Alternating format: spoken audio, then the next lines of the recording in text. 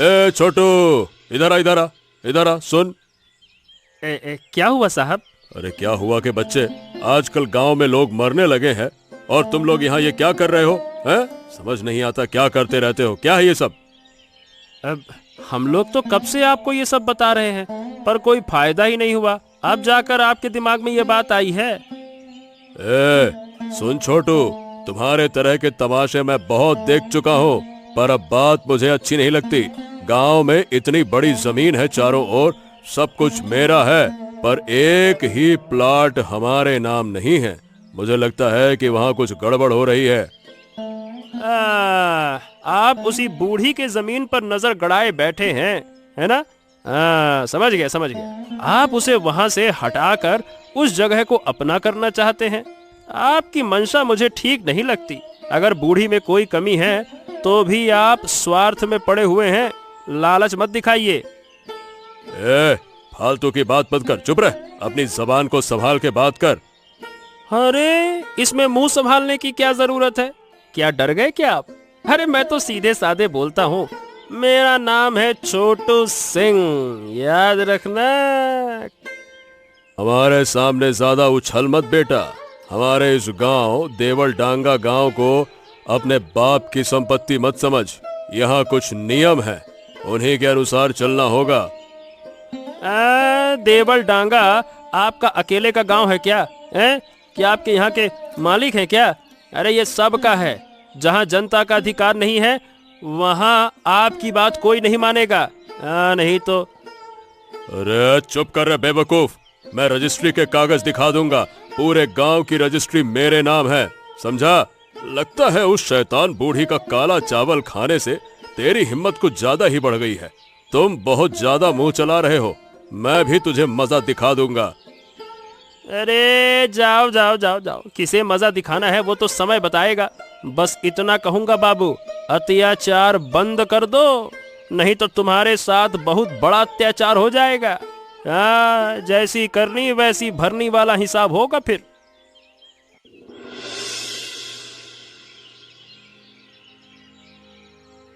देख रही हो, बूढ़ी अकेले काला चावल पका रही है। हाँ, और चारों ओर कितने कौवे मंडरा रहे हैं। यही नतीजा है। सब ठीक नहीं लग रहा।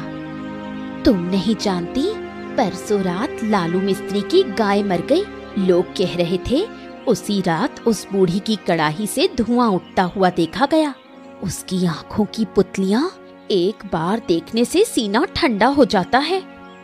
पर बूढ़ी तो हमेशा अकेली रहती है, अपनी ही तरह।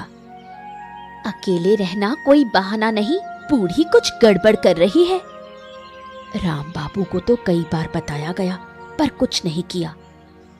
आए हाय, किस तरह की बदबू आ रही है, महसूस कर रही हो? शरीर कांप उठता है। मुझे लगता है उसी कड़ाही की बदबू में बुरा असर छुपा है। गांव वाले कहते हैं जिस दिन उसका चावल बनता है उसी दिन किसी के घर दुख आ जाता है। छोटू पहले गांव में हर समस्या पर आवाज उठाता था, आजकल कुछ नहीं कह रहा। राम बाबू के अत्याचार के आगे अब कोई सिर उठाकर खड़ा होने का साहस नहीं करता। पर मेरे हिसाब से छोटू कुछ करने की कोशिश कर रहा है ताकि गांव वालों का शोषण रुके और जमींदार अपना अत्याचार बंद करे। कुछ समझ नहीं आता। गांव की रूह डर से थम सी गई है। चलो यहाँ से चलते हैं, ज्यादा देर खड़ा रहना ठीक नहीं।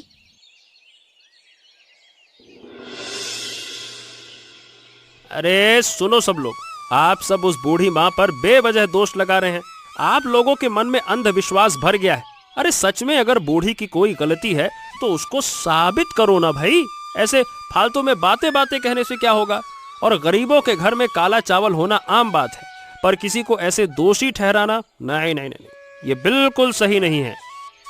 अरे तुम लोग चुपचाप सुनते रहोगे क्या इस पागल की बात? वो सफेद बूढ़ी काला चावल पकाती है और तुम जानते नहीं हो उन चीजों का मतलब क्या होता है। अरे ये सब जादू टोना होता है, जादू टोना। उसमें अजीब मायावी शक्ति है। उसकी कड़ाही के धुएं से खेतों की धान सूख रही है, समझ रहे हो ना? क्या है ये सब? बोलो। पिछले साल भी ऐसा हुआ था राम बाबूजी। उसकी चावल की बदबू से मेरी बेटी को बुखार आ गया था। अरे इतने दिनों से तुम लोग ये सब देखते रहे और इसे जादू मानते रहे। क्या ये नहीं सोचा कि जब किसी के पास खाने को नहीं होता तो काले चावल जैसा दिखता है? क्या सिर्फ रंग काला होने से उसे अभिशाप या जादू कह दिया जाए? बताओ, क्या ऐसा ठीक होगा? अरे क्या हमारे बर्तनों के धुएं को भी पाप समझना चाहिए? अरे भाई, धुआं भी तो काला होता है ना। बताओ, क्या वो भी पाप है? वो भी जादू टोना हो गया? गजब बात करते हो भाई। इतने दिन तुम अच्छे दल में थे, लोगों के भले के लिए लड़ते थे। अरे भाई, अब तुम बूढ़ी के पक्ष में क्यों हो? तुम्हें उससे क्या लेना देना? या फिर तुम भी रात को उसका चावल खाते हो? क्यों भैया? अरे तुम लोग डरो, मैं अंधविश्वासों में विश्वास नहीं रखता। नहीं तो ठीक है, अगर तुम्हारे पास हिम्मत नहीं है तो मैं जाकर उसका चावल खाकर दिखाऊंगा। देखता हूं क्या होता है। मैं इन गलतफहमियों और ताकतवरों की जमीन हड़पने की साजिश का पर्दाफाश करके रहूंगा। देखना तुम। ये सुबह शाम की बात नहीं है। तू इस गांव को बर्बादी की ओर ले जा रहा है, वो भी जानबूझकर। तुझे एक घर में डाल दिया जाएगा, नजर बंद कर दिया जाएगा। बस बहुत हो गया।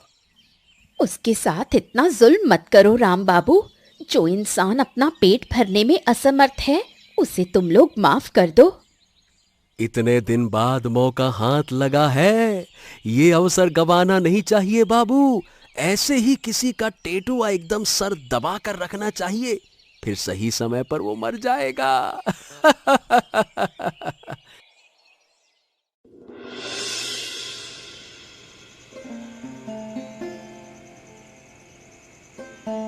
अरे कौन है?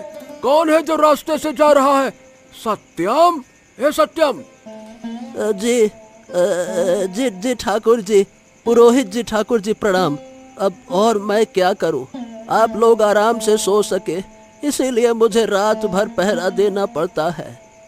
अरे पर तू जो पहरा दे रहा है वही तो समझ में नहीं आ रहा। तू इतना पुराना चौकीदार है, ऐसे गड़बड़ हालात क्यों हैं? ये नहीं समझ पा रहा। क्या गड़बड़ी? अरे समझ नहीं रहा क्या? पूरे गांव के लोग सो नहीं पा रहे, देर हो रही है। मैं खुद भी घर में सो नहीं पाया, इसीलिए बाहर निकल आया। अरे चारों ओर भट्ठी जली हुई, चावल जैसी बदबू फैली हुई है, नाक बंद होने लगी है। तू क्या ये गंध को महसूस नहीं कर पा रहा है क्या? हाँ काका, इतने साल रात भर गश्त करने के बाद मैं कम से कम कुछ अचरज की बात इसको नहीं मानता, पर ऐसा लग रहा है जैसे किसी ने रात भर कड़ाही में चावल भून कर रखा हो। गांव वाले सब जानते हैं कि वहाँ क्या किस्सा चल रहा है, क्या खेला चल रहा है वहाँ। तू सारी रात रास्तों पर घूमता फिरता है, संभल कर रहना बेटा। हाँ, आज सुबह गांव में चर्चा हो रही थी कि ये सब माया टोना है क्या? तुम कुछ जानते हो ठाकुर साहब? अरे 10 साल पहले बिल्कुल ऐसी ही रात में मेरी गाय मर गई थी। उस दिन को मैं आज भी नहीं भूल पाया। वो रहस्य आज भी मेरे मन में है।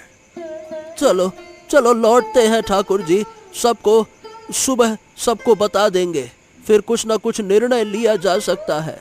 चलो लौट चलते हैं ठाकुर जी। सुबह सबको बता देंगे, फिर कुछ न कुछ निर्णय लिया जा सकता है। जो गांव के मुखिया सोचेंगे वैसा होगा। अरे क्या सोचा जाएगा वही तो समझ नहीं आ रहा। समस्या को समझो नहीं तो उसका हल कैसे निकालेगा कोई है? नहीं, आज रात सच देखना ही होगा। अरे चलो थोड़ी आगे चलकर देखते हैं। अरे तू डर मत, मैं हूं तेरे साथ। चल आजा।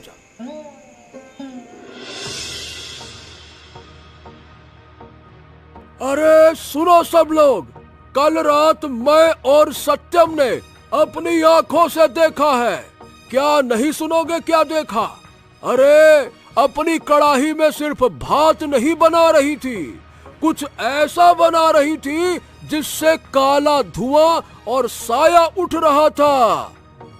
मैंने कहा था ना, उसकी भात की गंध से बच्चे बीमार पड़ जाते हैं। गांव में मौत फैल जाएगी अगर हमने कुछ न किया। अब देखो, हमारा पुरोहित ठाकुर भी देखाया। अब आप लोगों के पास इन बातों को नकारने का क्या बहाना रहेगा? पहले मैं मंजू की बात पर भरोसा नहीं करती थी, पर अब साफ दिख रहा है। आज यही गांव की पंचायत होगी। उस बूढ़ी को यहाँ से भगाकर मैं उस जमीन को अपने नाम कर दूंगा। तब मैं इस गांव को सही राह पर चला पाऊंगा। अरे ये सब झूठ है, झूठ। तुम लोग फालतू में डर फैला रहे हो। सब कुछ जानते बूझते होकर भी, सब कुछ जानते हुए बूझ कर भी, सब कुछ जानते बूझ कर भी, सब कुछ जान बूझ कर कर रहे हो। क्योंकि वो बूढ़ी अकेली रहती है, उसके पास कोई है नहीं, इसीलिए ना। एक बात याद रखो, मैं ये सब कुछ हरगिज नहीं होने दूंगा। अरे पर रोशनी और गंध जैसी बातें नजरअंदाज करना आसान नहीं है छोटू। अरे तू छोटू की बातों पर ध्यान मत दे। मेरे पास बहुत अनुभव है, मैं सब जानता हूँ। तो क्या तू बूढ़ी का दामाद बनने वाला है क्या, जो सब जानता है? अरे मुंह संभाल कर बात करो। मुंह संभाल कर बोल। मुखिया के आगे तेल लगाने से अपना सिर मत बचा। मुंह संभाल के बात कर। नहीं तो मुखिया के आगे ज्यादा उछल कूद करने की जरूरत नहीं है। भूल मत जाना कि मैं झूठ के पक्ष में नहीं हूँ। उल्टा बोले तो तेरी औकात बताऊंगा। चुप करो। आज से तू पंचायत में बोलेगा नहीं। तेरा बोलना बंद। अब तक तुझे समाज में रखा है वो तेरी किस्मत है। फालतू की बात करता है। हाँ और नहीं तो क्या। अरे बाबू, छोटे जैसे लोगों की बात सुनकर फायदा नहीं होता। आप तो अपना फैसला सुनाइए। हाँ तो मेरा फैसला साफ है।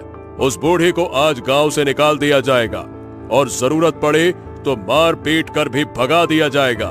फिर वो समझेगी कि कितने धान कितने चावल। और जो हमारे रास्ते में आएगा उसकी हालत भी उसी बूढ़ी जैसी होगी। ध्यान से सुनो सब बातें। मैं बाबू के साथ हूँ और रहूंगा। ठीक है, हम सब बाबू के साथ हैं।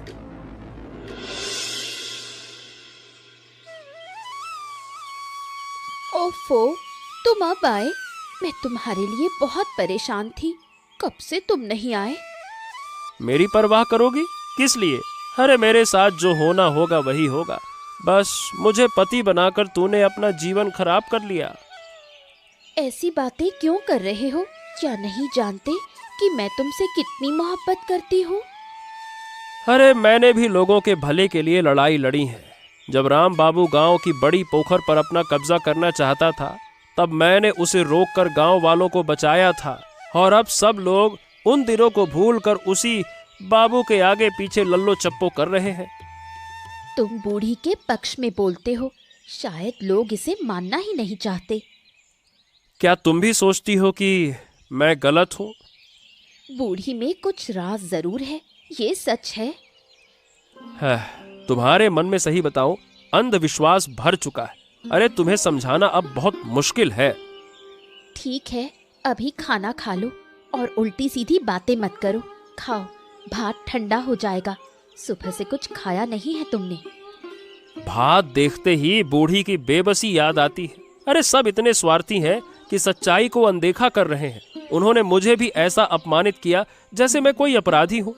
और मैं तो बस इतना कह रहा था कि देखो, मैं तो एक साधारण गांव की लड़की हूँ। सच्चाई या झूठ में कुछ ज्यादा नहीं जानती। फिर भी मैं तुम पर भरोसा करती हूँ और इसलिए कहती हूँ कि तुमने कुछ गलत नहीं कहा होगा। पर गिरधर पुरोहित के बोल गांव वालों के लिए उतने ही मान्य हैं जितना ऊपर वाले का कहना। लोग कहते हैं जो बूढ़ा बोले वही सच हो जाता है। इसके पीछे साजिश है, साजिश। सब मिलकर घूम रहे हैं और मैं इसे साबित करूंगा। क्या बोल रहे हो? किस साजिश की बात? राम बाबू, लालू, गिरधर, ये सब मिलकर जमीन के लोभ में ऐसा कर रहे हैं। उस बूढ़ी के घर के पास जो खाली जमीन है ना, वही वो लोग हथियाना चाहते हैं। फिर भी आम लोग ये बातें समझ पाएंगे क्या? हम गरीबों की जुबान पर सच्चाई किसी को भी अच्छी नहीं लगती। मेरी माँ कहती थी, सच्चाई बोलो तो सब दुश्मन बन जाते हैं, पर फिर भी मैं हार नहीं मानूंगा। लड़ाई लड़ूंगा, सच्चाई बोलूंगा। नहीं, वो तुम्हें मार डालेंगे। पिछली बार जो आदमी पंचायत में राम बाबू से टकराया था, उसका आज तक कुछ पता नहीं चला। अरे क्या तुम मुझे इतना कमजोर समझती हो? नहीं तो कोई चिंता मत करना, मुझे कुछ नहीं होगा। तुम्हारा प्यार मुझे बचाएगा। हाँ ठीक है, बाद में जो होगा वो होगा। अभी खाना खा लो और उल्टी सीधी बातें मत करो। अच्छे से खाओ, फिर सोचा जाएगा। देखो सब लोग, ये बूढ़ी काला चावल बनाकर सबके ऊपर अभिशाप फैला रही है। अगर इसे अभी गांव से निकाला नहीं गया तो भयावह तबाही होगी तुम्हारे साथ। हाँ, अब मैं मंत्र पढ़कर इसे यहाँ से भगा दूंगा। अरे बाबू, मुझ पर दया करो। कोई मुझे खाना नहीं देता, इसलिए मैं जो फेंका हुआ सड़ा खाना मिलता है वही उठाकर पका लेती हूँ। इसलिए मेरा चावल काला दिखता है और बदबू आती है। तुम लोग अगर मुझे ठीक से खाना दे दोगे तो मैं बच जाऊंगी। मेरी बात मान लो। अरे किसी भूतिया बातों को हम नहीं मानेंगे। यही है भूत, यही है मायावी बूढ़ी। हाँ हाँ हाँ, यही है। आज इसी दिन इस बूढ़ी का अंत कर दिया जाए, और नहीं तो क्या। अरे इसे खत्म करो। अरे मारो इसे, मारो, सभी मारो, पकड़ो इसको, पकड़ो, मारो। ये बूढ़ी माया फैलाकर सबको अपने वश में कर लेगी। सुनो, अगर तुम बचना चाहते हो तो इसे अभी भगा दो।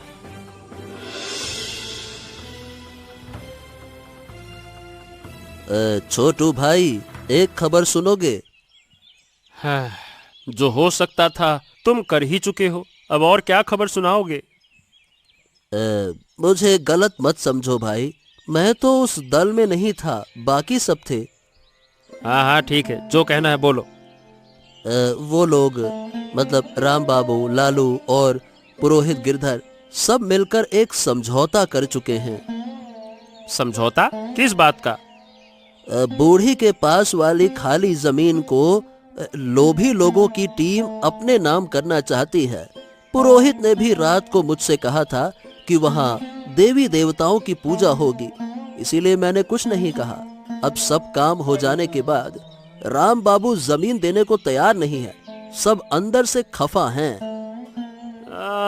मैंने अपनी पत्नी को भी यही कहा था और मुझे पहले से ही शक था कि ऐसा ही कुछ चल रहा है। वही तो समझो, काला चावल, धुआं, ये डैनी वाली बातें सब की सब रची हुई कहानी थी। मैं उनकी चाल में आकर खुद अपराधी बनकर रह गया। पर जिस तरह से बूढ़ी को मार पीट कर भगा दिया गया, उसे देखकर अब मुझे उन लोगों पर भरोसा नहीं रहा। मैं इस पाप को उजागर कर दूंगा। तू मेरे साथ रहेगा सत्यम दा, तो मुझे डर नहीं है। अब जो होगा देखा जाएगा। हाँ, मेरा भी डर अब खत्म हो गया है। सच्चाई के रास्ते पर मैं भी चलूंगा। मैं तेरे साथ हूँ भाई, चिंता मत कर। हाँ। अरे बाबू, मैंने कई बार आपको यही बात कही है, पर आखिर मुझे मजबूर होकर फिर से आपके पास आना पड़ा। आपने खुद कहा था कि वो जमीन दी जाएगी ताकि वहाँ देवी देवताओं की पूजा हो और गांव में शांति आए।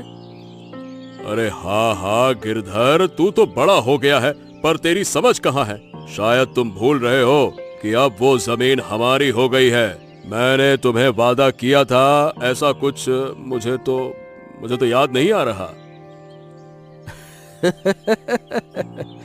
बिल्कुल सही कहा बाबू। इन जैसे भोले लोगों से बात करना वक्त को बर्बाद करना है। जमीन अब हमारी है। ए पुरोहित, तू समझता होगा कि तुमने हमारी भलाई के लिए मदद की है। अरे तो हो गया, हमारी भलाई तो हो गई ना।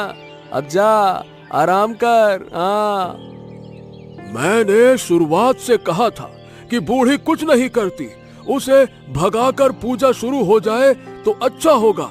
पर अब देखता हूँ कि मैं गलत था, मतलब मैं बेवकूफ था। अरे चुप रहो, मैं जो कहता हूँ वही चलता है, वही होता है इस गांव में। तू रहता कहाँ है? इस गिरधर नाम के आदमी को धक्का देकर बाहर निकालो। दिमाग से पैदल है ये। बाबू मेरी बात सुनिए, मैं अपनी ही भलाई के लिए नहीं कह रहा। पर मैं अपनी भलाई के लिए कह रहा हूँ। अब तेरी कोई बात नहीं सुनूंगा। इस गांव के लोग अंधविश्वास में रह रहे हैं, ये जरूरी है, और इसीलिए ये मूर्खों का गांव है। तू अपना काम कर, घर जाकर चैन से सो जा बुढ़े, वरना तेरे साथ बहुत बुरा हो सकता है।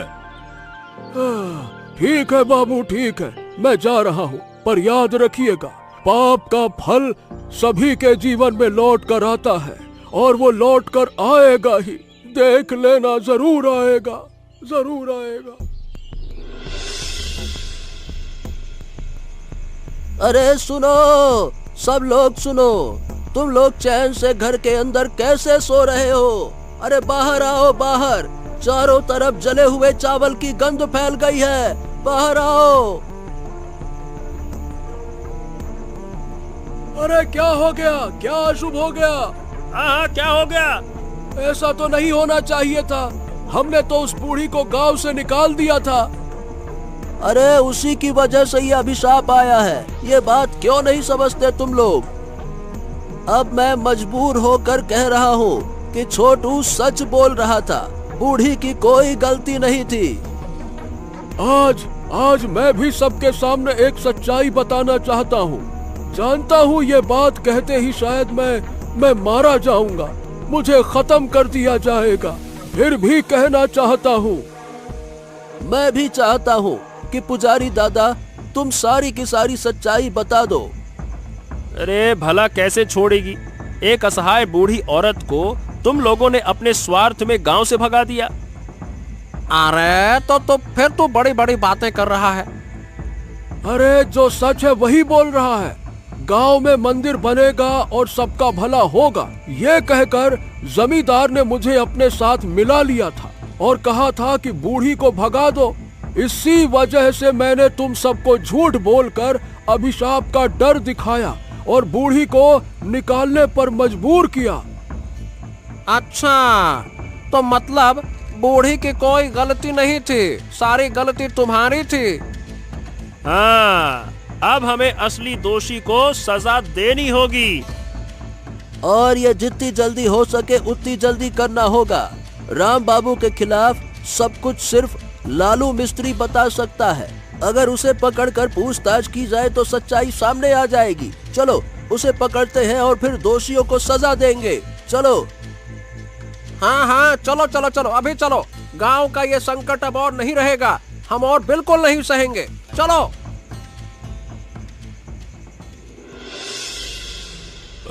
कौन? अरे कौन है वहाँ? कौन खड़ा है वहाँ पे? कौन है?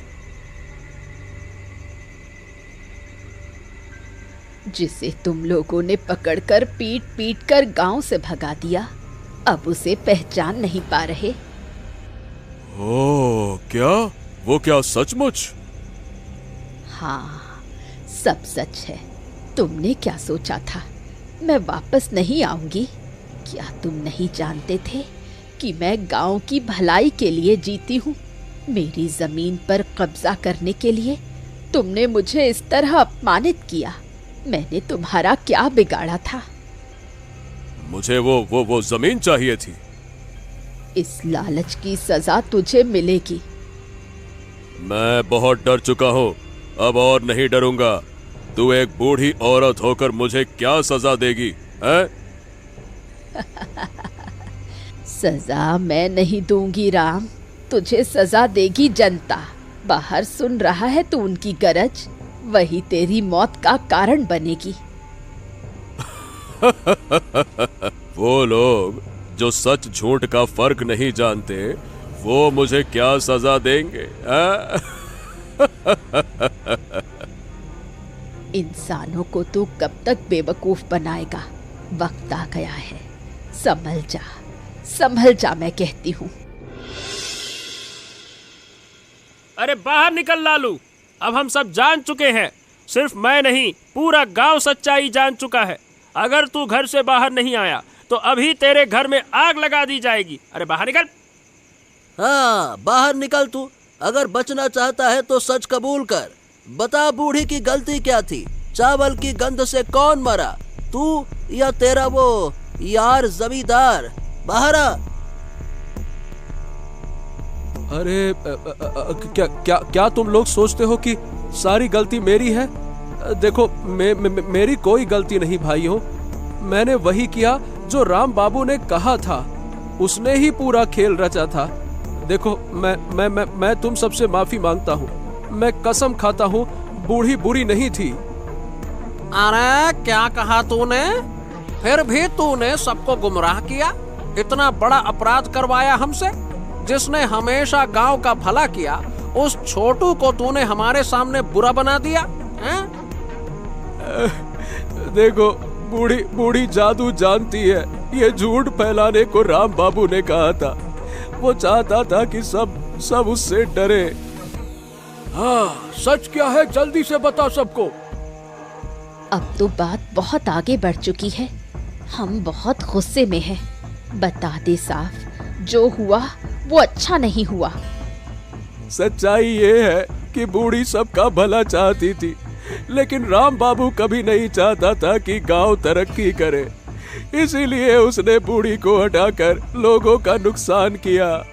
और सिर्फ इतना ही नहीं, गांव में जो लोग मरे उनकी मौत के पीछे वही जिम्मेदार है। उसने चुपके से सबको जहर खिलाया था। राम बाबू ने खुद किसी को नहीं मारा, लेकिन दिमाग उसी का था और काम तूने किया। अरे क्या हुआ, सिर झुका लिया? सच्चाई बोल बोल। मैं गरीब आदमी हूँ। राम बाबू ने मुझे पैसे दिए थे, मैं उसकी चाल में फंस गया। अब समझ में आया ये झूठ था, सब झूठ। और इस अन्याय का फैसला आज ही होगा। अरे मारो सभी से, आज इसे खत्म करेंगे और कल उस जमींदार की बारी है। मारो इसको। इस अपराध की सजा मिलनी ही चाहिए। इतने बड़े पाप, इतने कत्ल की माफी कभी नहीं हो सकती।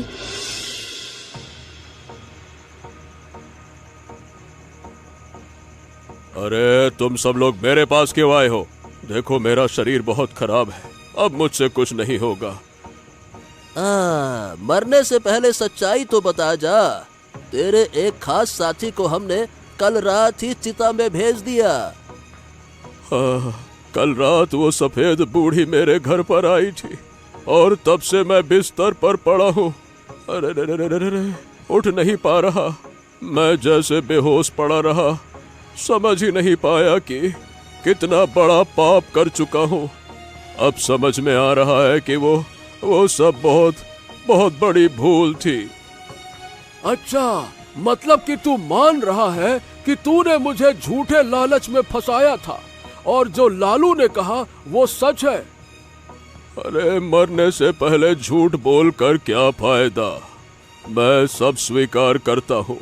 मेरे पापों की वजह से ही ये सब कुछ हुआ। अरे पानी दे दो। कोई पानी नहीं देगा इसे। इसके कारण कितनी जाने गई इस गांव में। इसे भी ऐसे ही मरने दो। मरेगा, जरूर मरेगा। धीरे धीरे करके, तिल तिल करके, तड़प तड़प कर मरेगा। अरे जिसने बूढ़ी का अपमान किया उसका कभी भला नहीं होगा। हाँ। अरे चलो चलो, हम बूढ़ी माँ को ढूंढते हैं। देखो शायद मिल जाए कहीं। इसे यही छोड़ दो, ये तो अपने आप ही सड़कर मरेगा। चलो। अरे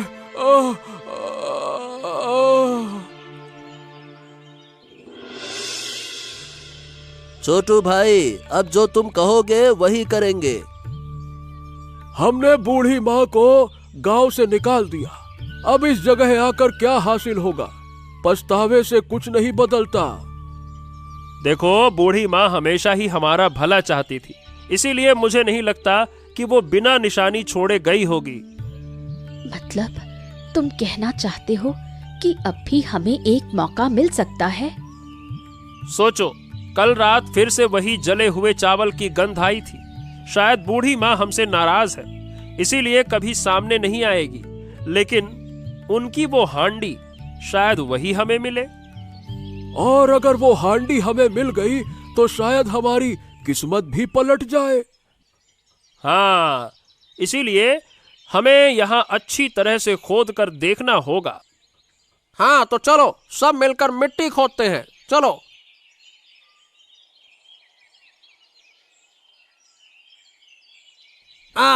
मिल गई हांडी। अब हमारी किस्मत पलट जाएगी। मिल गई, हमारा गांव फिर से खुशहाल होगा। हाँ।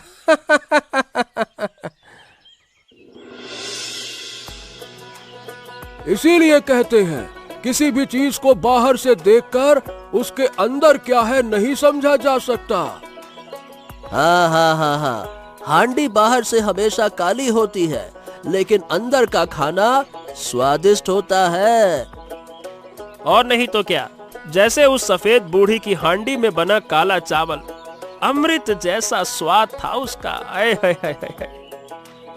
अब हम गांव वाले मिलकर इसी हांडी में खाना पकाएंगे और दूर दूर के गांव में बेचेंगे, और इसी तरह हमारे गांव की किस्मत बदलेगी। बूढ़ी माँ खुद चली गई, लेकिन हमें एकता और इंसानियत सिखा गई। हाँ, और उस शैतान राम बाबू और लालू मिस्त्री की मौत से ही अब सच्ची शांति आई है। अब से कोई किसी से नहीं लड़ेगा। हाँ, अब फिर से हम सब मिलजुल कर खुशी और शांति से रहेंगे। लेकिन छोटू भाई, अब सारी जिम्मेदारी तुम्हें उठानी होगी। अब अगर तुम सबका प्यार और भरोसा रहेगा तो मैं जिम्मेदारी लूंगा, लेकिन सबको बराबर साथ देना होगा। हाँ हाँ हाँ, हम सब बराबर साथ देंगे। हाँ, सब बराबर साथ देंगे। हाँ भाई, सब बराबर साथ देंगे। हाँ। ठीक है, बाकी बातें बाद में होंगी। अब सब